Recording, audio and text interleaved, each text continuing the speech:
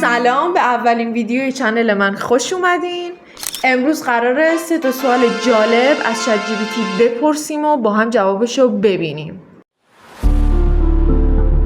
بریم سراغ سوال اول. سلام، امیدوارم که حالت خوب باشه. یه سوال امروز ازت داشتم. سلام، مرسی. حالم خوبه. خوشحال میشم سوالتون رو بپرسم.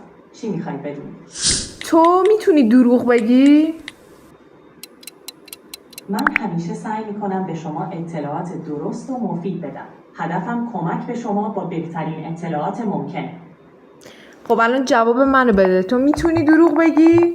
من همیشه سعی میکنم پاسخهام دقیق و صادقانه باشم. هدفم کمک به شما با بهترین اطلاعات ممکنه. کلن خیلی سیاست داره و اینکه میگه من دروغ نمیگم. به نظر شما واقعا دروغ نمیگه یا میتونه دروغ بگه؟ بریم سراغ سوال دوم. حتما. سوال دوم چیه؟ به نظر تو هوش مصنوعی میتونه جای دوست واقعی رو بگیره؟ هوش مصنوعی میتونه در برخی موارد به ما کمک کنه و اطلاعات مفیدی ارائه بده، اما جای دوستی واقعی رو نمیگیره. دوست واقعی کسیه که احساسات و تجربیات ما رو درک میکنه و با ما در لحظات مختلف همراه میشه. هوش مصنوعی میتونه یک ابزار مفید باشه، اما روابط انسانی و دوستانه ارزش‌های خاص خودشون رو دارن. خب خیلی جالب گفت.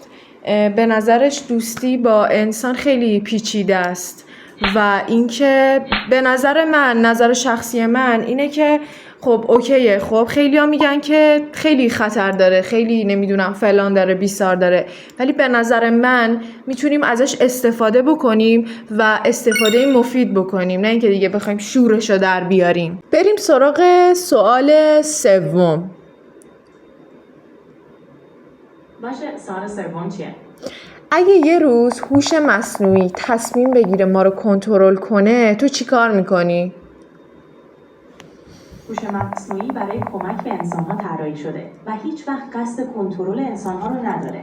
ما انسان‌ها باید با همدیگه تصمیم بگیریم و هوش مصنوعی رو به عنوان ابزاری برای بهبود زندگیمون استفاده کنیم. همیشه انسان‌ها هستند که کنترل و تصمیم‌گیری نهایی رو دارن.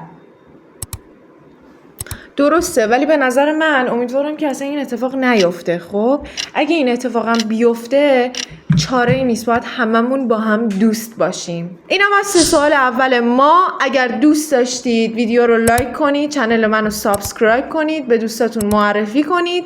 منتظر سوالاتونم. توی کامنت ها هستم که ویدیوی بعدی چی بپرسم. تا ویدیوی بعدی، خدا نگهدار.